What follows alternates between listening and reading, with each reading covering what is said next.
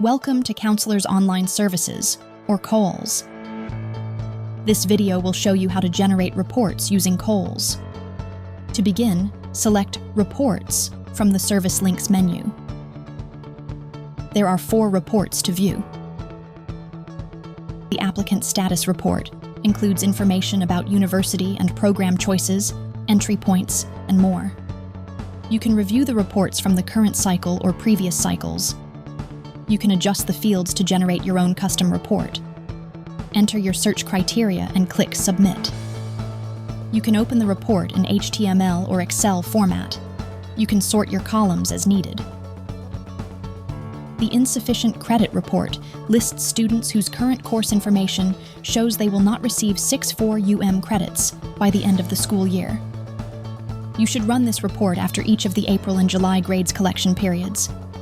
Select Search to run the report. Students with less than 6-4 courses and marks are listed. Select Course List to view individual student courses on file at the UAC.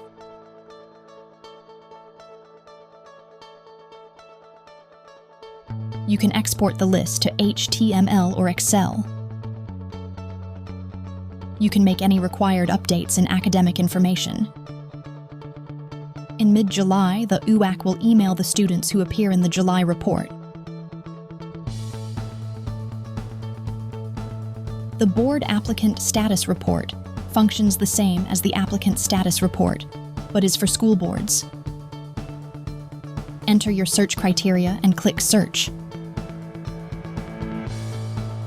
The Courses Not Updated report lists students with courses without a final grade, reported before the selected start date. As of the current date, these courses were not updated through a grades file or manually through COLS. You can run this report in February or March to check for dropped courses that still show on students' UAC accounts. You can export the report to HTML or Excel. You can make any required updates to student courses in academic information. You have now learned how to successfully generate reports using COLS.